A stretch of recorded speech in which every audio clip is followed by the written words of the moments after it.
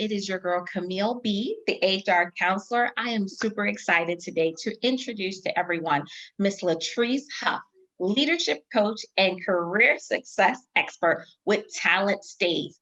She is a coaching and consultant expert. Welcome, Latrice. Welcome. Thank you. Oh my goodness. I love that intro. Start having everybody introduce me like that. Yes, I'm a Love it. connoisseur. I do what I do. No, I'm just kidding. Well, today, what Latrice and I are going to talk about, because like I said, she is a coaching and consulting expert. We're going to talk about how women of color can earn six figures. Because I don't know about you all, but I'm all for it all day long. So tell us, what do we need to do, Latrice? We're here. Let's have this conversation. Okay. So first, you need to believe that you can make six figures. That's number one. Okay. So many women come to me and they don't even believe it. So number one, you need to believe you can make it.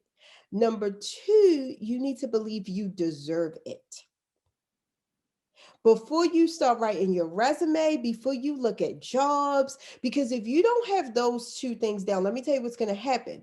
It's something called confirmation bias. If you don't believe you're making, you're like, nobody, I'm in Mississippi, so nobody in Mississippi in HR makes 100,000. You're going to start looking for positions, HR generalists, where it doesn't happen, right? Makes sense. People come to me with that, and I tell them like, hey, I know a senior HR generalist making 120. Or I'll be like, did you research this?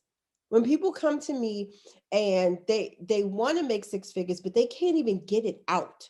Or they'll say, I want to make 20,000 more, 30. I'll be like, well, what's that number?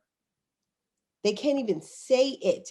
I think when me and you first met, Yes. everyone knows I'm very comfortable talking about money. I was not always. You're Yes, laughing because yes, I would be yes. I'm like, like, what's your current? oh, What's your initial? You need to say it.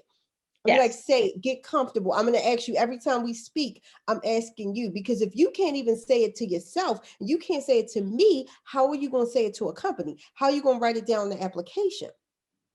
that is so true. That is so true. And I must admit, she calls me out. It is factual what she is saying. I was one of those people that was like, ooh, I don't know, because you know what you want, right? You have this expectation, or you have this feeling like, I can do X, Y, Z. I think it's only right. I think I want to be fair, but at the same time, I think we as women, we struggle because we feel like we need to be humble, which humility is a wonderful characteristic. Don't get me wrong.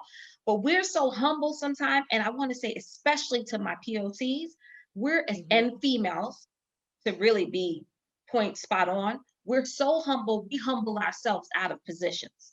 And This and is I'm what gonna I'm say this talking because that's about. I'm talking about myself. Yes. Yeah, we're talking about you and me. I've been there before. Here's the thing. And I just did a webinar on this, and I get riled up when we talk about pay cuts. So I'm going to touch on that too. But here's the thing. As a woman of color, you are already making less. That's a fact. I didn't make it up. You can research it, right? So when you undercut yourself, when you don't believe in yourself, when you don't think you deserve it, and you want to go lower, people are going to feel your energy and they're going to offer you something low. I've seen it. People have told me, Latrice, the job ad says 120, they give me the offer for 97. What Mm, should I do? Well, what do you think you should do? They playing with you. what do you what you mean? You don't need me to tell you that. right, You know right. they playing. That's right. That's true. That's true. Or we'll say how much our ideal salary is. We know, but then what happens is they start explaining it to me. Well, Latrice, let me tell you why I want that. You don't have to explain that to me. You deserve it. There you go. You deserve it. So I That's always say, right. you don't want to explain yourself to me. People don't need to explain to me why they need it. And I also tell people you don't need to explain to the company. The next thing I tell people is you need to be able to clearly communicate your value. And when you clearly communicate your value, part of that is calculating your contributions. This is where I see my ladies, and I'm gonna get on my HR ladies. Y'all don't do that. Y'all be like HR support function, but they paying you. They know that you are making, that you're generating, saving, preventing some type of revenue. That You is true. don't That know. is true. But I will say this, and on behalf of my fellow HR professionals, we hear this 9 times out of 10, right? When we are having conversations within the organization, they'll say, I have flat out had a HR professional in a senior leadership position tell me flat out that you are not revenue generating. I said, Mhm. no, Yeah. I'm better than that. I'm revenue saving. Oh, I'm oh, risk yeah, yes. mitigation. Let me That's what tell I you. am. Let me That's what tell I you, because am. I've had the same exact Like, thing. my word, Oh ma'am, yeah, I was please. like, oh no, Excuse I you? generate, I save, I I prevent, generate. I do risk mitigation. It's all Okay, me. change management. You don't even know how much I save.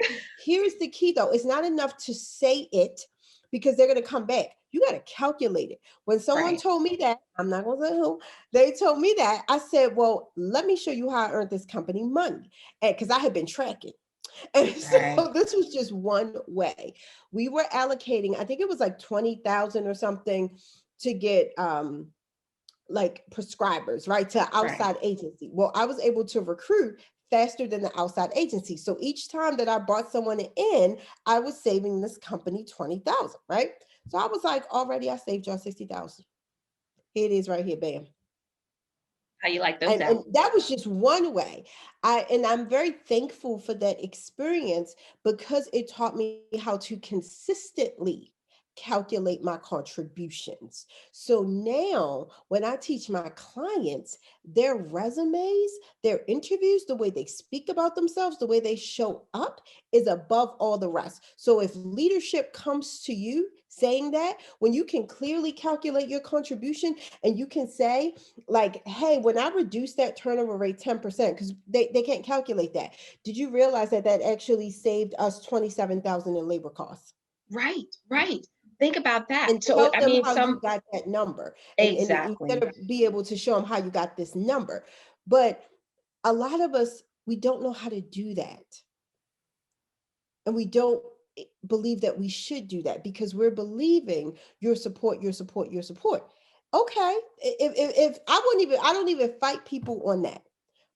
As support, I'm telling you, I generate income. Who else generates income? Workers. Sometimes you pay them the least and they generate income. Then when you Exactly. talk about what is at the core, what I'm seeing right now with our HR people is that risk mitigation. Okay. How much are you saving your company by creating these policies, by making Exactly. sure that people can work from home, by getting testing in there, by having this stuff set up? You are probably saving them hundreds of thousands of dollars in lost production and lost time and lost even if they manufacture whatever they do, you're preventing that. But you have to know that and put a value to it, be able to Exactly. calculate it. No, And when I you agree with start that. talking like that, when that's on your resume all throughout, oh, That's a big deal though, Latrice. Seriously, it really is because think about it. Right now, I know for myself, I have had 2,699 meltdowns throughout COVID, right? However, working with organizations that have an employee assistance program, mhm, that we are constantly working with our employees to remind them to be resilient, there is, mhm, we reduce risk that way as well by offering them different outlets, right? Some companies will have Headspace, or you'll have someone come mhm, in, you'll provide they can go on Zoom and do various different exercises to keep that mental fresh. We allow them mhm, to go work from home. And not only do we allow them to work remotely, but we may provide additional compensation, like a stipend, mm, so that they can get a better chair, a better desk, things like that. So we are reducing risk. And then now more than ever, what I'm seeing is employee relation issues seem to be on the uptick, right? Because people are frustrated, they're at home, they can't do all the things they have done in the past. Even managers may not be working with the employee the way we would prefer, not providing the feedback in a proper way. Again, here we are reducing risk because we're having those difficult conversations with the mhm, employee as well as the manager, helping the manager as well as the employee to see how can we do things better. Right? A lot of times when you talk to the manager, they think we're on the side of the employee. You talk to the employee, they think we're on the side of the manager. And at the end of the day, I always tell them, I'm not on your side or the other person's side. I'm on the side of right. And my job is to reduce the risk. for our organization. That is what they pay me to do. And I'm always going to be on the side of right. So to me, that's a cost saving. You can't, Of you course, it's a cost huge, saving. huge. Of course, you look at a lawyer, okay, and not some, most of the HR professionals I know, women of color, are extremely educated, extremely experienced, and extremely talented. They have certifications. They have it all. They have the education, the experience, Yeah. like the certification. They got it all, right? They got it Right. all. Just as much as a lawyer, but how much do we pay? Look, we pay lawyers in what, 15-minute increments, 100, 200, $300 an hour, right? And do they generate income for a company, or do they minimize risk and prevent loss? Say it again, because I don't think everybody heard that. Say it one more time. They do what? 'Cause they do I, not and generate income. I only say this because people used to be like, you could be a lawyer. You could be a lawyer. That wasn't my calling. But when I looked at how, I was like, how much we paying these lawyers? I'm answering the questions faster than them. And they do not generate income. They minimize risk. Right. They're saving the company's money, right? Right. That perceived loss that something could happen, right? That's what we That do. that's what we do. But we do even more. Exactly. And so Exactly. you have to start that when you see yourself in that type of value, that's going to have a domino effect about how you show up. I did this video, and I was like, you think it's your resume, it's really Right. your confidence. It is really your confidence, right? Because Yes. people will come to me, Latrice, I need you to write my resume. Really, what you need is coaching. Really, what you need is to address and overcome some of this workforce trauma. We're not even going to get into the workplace trauma. PTSD. Okay. Because for real, for real. And it is serious. It is serious, right?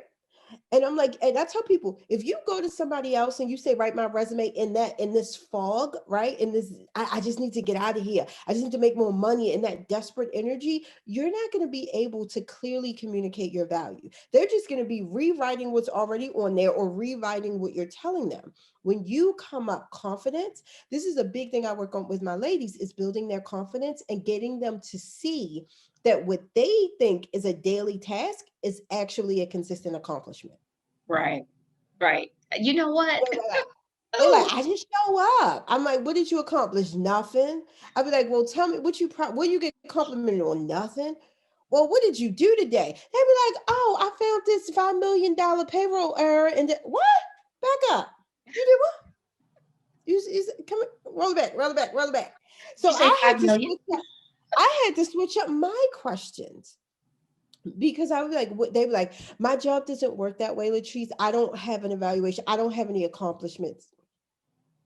Or they'll be like, but they're saying I'm not doing enough. That is your reward for being great and not asking for enough. You know what? I'm If calling you there, out, I'm there, calling you out, there's I'm calling no you better, there's no better feeling in the world when you're getting called out, but it's in a way, it's all love.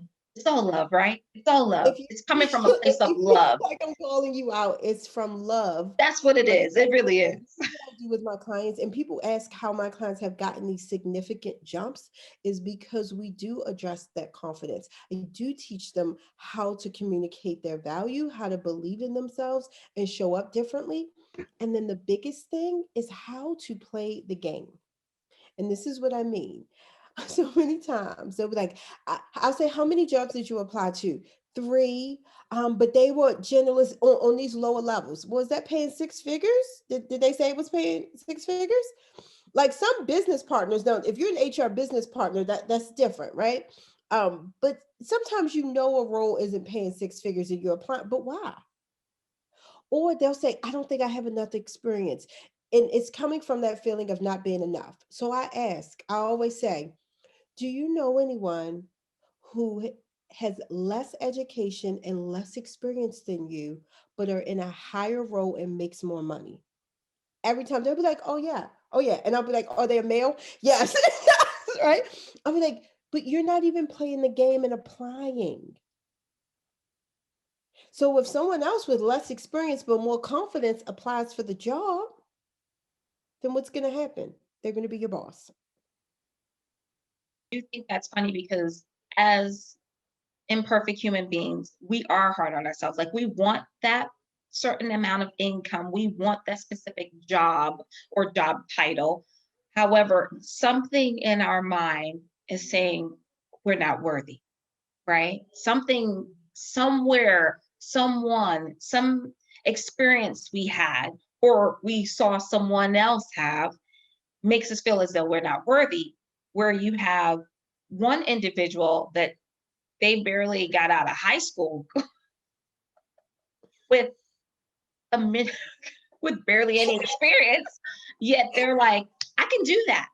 And so I have to keep reminding myself, like, you can't even be upset with that person because their confidence is up here. And they're like, even if I don't know how to do it today, doesn't mean that I can't learn how to do it. And that's what I think we, as especially women, but more than anything, women of color have to say, okay, even if we don't have all 15, let's say there's a list of 15 different things we need to have, and we have 11, you better go and what they say, shoot your shot. You got Shoot 7. your shot. Do They you go out can there and do say it? on the way, the difference is that men and women apply. And I have first seen this in Essence magazine years ago, right? I don't even know if Essence still delivers a magazine. That's how All young right. ago. I know. Showing our age, showing our age. A lot of years ago. Since then, like the Harvard Business Review, a lot of other places have done studies on the difference about how men and women apply, and then even further, how women of color apply. So men will apply to a job when they meet, I think it was like 50 to 60% of the qualifications. They like, got it, right? Women want to meet 90 to 100%. We're overachievers. Yes. But in the form of overachieving, because I always tell people, if you're attracted to my energy, you're an ambitious woman. I have right on there, I work with ambitious women of color. That's it. If you're not ambitious, you're great. No, more power to you, but you're not going to be attracted to me. But my ambitious women also seem to stall out and get stuck because they want to acquire more in terms of education, experience, certifications. I had one person tell me she's going to get 5 certifications. Or start applying. And what I have them see is you're good enough right now. By the time they come to me, they usually don't need anything else besides confidence. But I do give strategy. Don't get me wrong. We'll do resume, we'll do LinkedIn. That strategy, it's a small piece, because once you build someone's confidence and self-esteem, and you start getting people to see that what you have believed as truth is actually just a thought, and you can change your thoughts at any moment. Very true. Very And true. once I get people to see that, the things flow. They're like, Latrice, I also did this. You know what? 6 months ago, did I tell you about the other thing that I discovered? Did I tell you I found $1 million 2 days ago? But I know you didn't tell me that. You just said you came in and you left.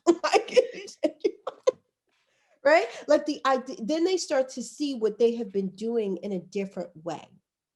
Right. And then we work on, okay, how do you talk about your hero stories and things like that? So that's why I said that first step is really knowing that it can happen. Right. Like I can, even if you're making 60,000, I have women who are 60 and they're like, I want to make 100. I'm like, cool. They're like, do I need to do what? No, you're already being underpaid. Cool. You probably should have been at 100 2 years ago. We're good. Like we're good. Let's go. Right. If But someone it's wants difficult. people always ask, Latrice, do I need to go back to school? Do I need a certification? My answer is, if this is what is on your spirit, then do it. But what I have found in speaking to, oh my goodness, hundreds of women of color, is we don't always know how to leverage our education and our certification.